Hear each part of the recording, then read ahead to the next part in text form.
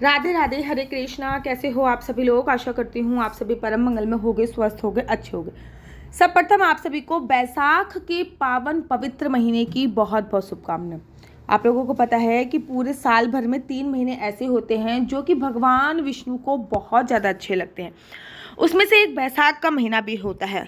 और मैं आपको सच बात कहूँ कि बैसाख के महीने में गर्मी लगभग आ चुकी होती है, अपने चरम पर ही होती है। तो बैसाख के महीने में स्नान में भी कोई परेशानी नहीं होती है। बैसाख के महीने में व्रत में भी कोई परेशानी नहीं होती, क्योंकि गर्मी में वैसे ही खाने पीने का मन नहीं करता है। बैसाख के महीने में दान में तो और भी मज़ा आता है, क्योंकि पानी का दान कर रहे हैं, मटके का दान कर रहे हैं। तो बैसाख का महीना ना मुझे सबसे सर्वोत्तम लगता है पूजा पाठ के माध्यम से। और बैसाख के महीने में श्रीधाम वृंदावन में स्थित बांके बिहारी जी के मंदिर में मेरे बिहारी जी के चरण दर्शन जो होते हैं, और जो बिहारी जी के भक्त हैं वो हाजिरी जरूर लगाए और कमेंट्स में राधे राधे जरूर लिखिए। तो आज मैं आपको बताने वाली हूँ कि बैसाख के महीने में आप किन किन चीज़ों का दान कर सकते हैं, क्योंकि बैसाख का महीना दान के मामले में सर्वोत्तम माना जाता है। तो बैसाख के महीने में आपको किन किन चीज़ों का दान करना चाहिए। सबसे पहले बैसाख के महीने में आपको पता है कि गर्मी जो होती है वो अपने चरम पे होती है। तो बैसाख के महीने में सबसे पहला जो दान कहा गया है वो है पानी का दान।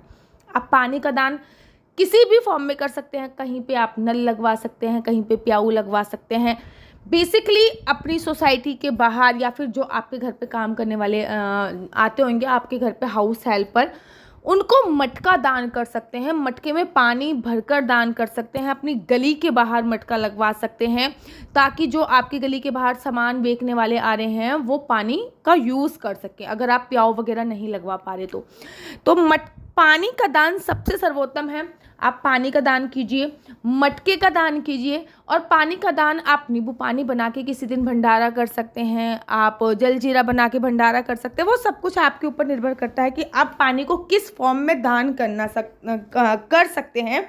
तो पानी का दान इस महीने में से कहा जाने वाला सबसे सर्वोत्तम दान जो होता है वो पानी का दान होता है। दूसरा जो होता है वो होता है ऐसी चीज़ों का दान जिनमें पानी की प्रधानता हो, जैसे कि तरबूजे का दान हो गया, जैसे कि खरबूजे का दान हो गया, जैसे कि खीरे का दान हो गया, जैसे कि ककड़ी का दान हो गया, नींबू का दान हो गया, पपीते का दान हो गया।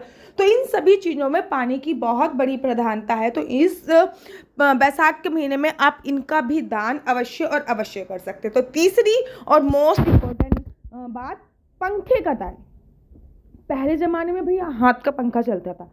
अब मैं आपको क्लियरली बोल दूं कि अगर आप हाथ का पंखा दान करके सोच रहे हैं कि आपको वैकुंठ की प्राप्ति हो जाएगी, तो वो पॉसिबल नहीं है, क्योंकि आज के ज़माने में हाथ का पंखा कहीं भी नहीं चलता।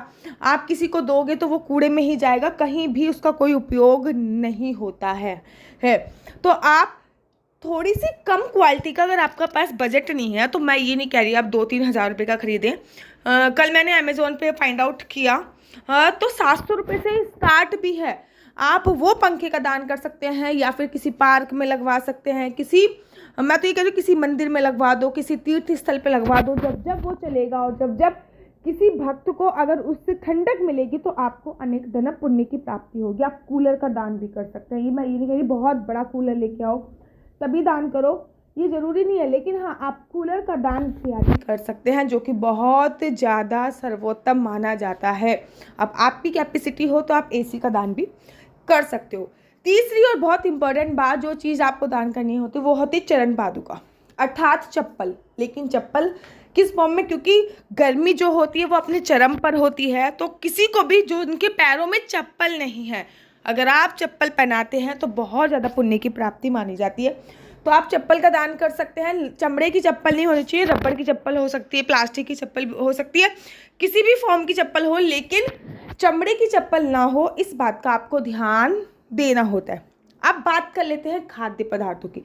इसमें सत्तू का दान इस महीने में बहुत ज़्यादा सर्वोत्तम माना जाता है। अगर आप सत्तू का दान करते हैं, क्योंकि सत्तू की जो तासीर होती है वो ठंडी होती है, अगर आप सत्तू का दान करते हो तो आपको अनंत गुना फलों की प्राप्ति होती है, ऐसा भी बोला गया है। बैसाख के महीने में स्वर्ण दान करना, चांदी दान करना, ये भी एक माध्यम है।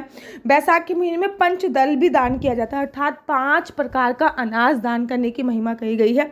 5 प्रकार के ड्राई फ्रूट्स दान करने की महिमा कही गई है बैसाख के महीने में। और सोना दान करने की महिमा कही गई है। सोना अगर आपको दान करना है तो वो अक्षय तृतीया वाले दिन दान करना चाहिए। चांदी दान करने की महिमा कही है। अब मैं ये नहीं कह रही सब कुछ खरीद के दान कर दूँ, अगर आप में सोना दान करने की कैपेसिटी नहीं है तो आप ऐसे सोना खरीद सकते हैं। बहुत सिंपल तरीका है कि मतलब कोई भी ऐसी चीज़ जिसमें आपने हल्की सी सोने की पॉलिश करा दी वो आप दान कर सकते हैं। बिछुए दान कर सकते हैं, चांदी दान कर सकते हैं। सोना और चांदी दान करें तो इस बात का ध्यान रखें, 1 किलो आपको लेनी है चने की दाल, उसमें आपको सोना डाल के वो दान करना है, तो वो पूरा 1 किलो सोना दान के बराबर हो जाएगा। ठीक इसी प्रकार से 1 किलो आपको चावल लेने हैं और उसमें बिछुए डाल के दान करने हैं, तो वो आपको चांदी दान करने का फल प्राप्त कराएगा। तो इस प्रकार से आप सोना और चांदी दोनों चीज़ों का दान कर सकते हैं। साथ ही के साथ अगर आप दान करने के बारे में सोच रहे हो तो आप इन चीज़ों का दान भी अवश्य करें, क्योंकि अक्षय तृतीया पर इन चीज़ों के दान की बहुत बड़ी महिमा है। और बैसाख के महीने में भी इन चीज़ों के दान की बहुत बड़ी महिमा है। उसमें है जैसे कि चंदन का दान। चंदन जो होता है वो शीतलता प्रदान करता है, तो इस महीने में चंदन का दान प्रभु भक्तों के लिए अवश्य करें। इस महीने में तुलसी के दान की बहुत बड़ी महीना है। इस महीने में तुलसी का दान आप लोग अवश्य और अवश्य करें। तुलसी दान की बहुत बड़ी महिमा कही गई है इस महीने में। साथ ही के साथ इस महीने में आप तुलसी के पौधे लगाएं, जितने ज़्यादा आप लगा सकते हैं तुलसी के पौधे उतने ज़्यादा लगाइए। आप इनमें से कुछ भी दान कर सकते हो या फिर ये सारी ही चीज़ें दान कर सकते हो। आप इनमें इस कॉटन के कपड़े भी दान कर सकते हो, अर्थात ऐसे कपड़े जिनको पहन के हल्की सी गर्मी से राहत मिले, कॉटन के कपड़े भी दान कर सकते हो। अगर आपको मेरी वीडियो अच्छी लगती है तो आप अपना यूट्यूब चैनल हरी बोल को लाइक शेयर सब्सक्राइब करना बिल्कुल भी मत भूलिए। तब तक के लिए मुझे दीजिए इजाज़त। राधे राधे, हरे कृष्णा, हरि बोल।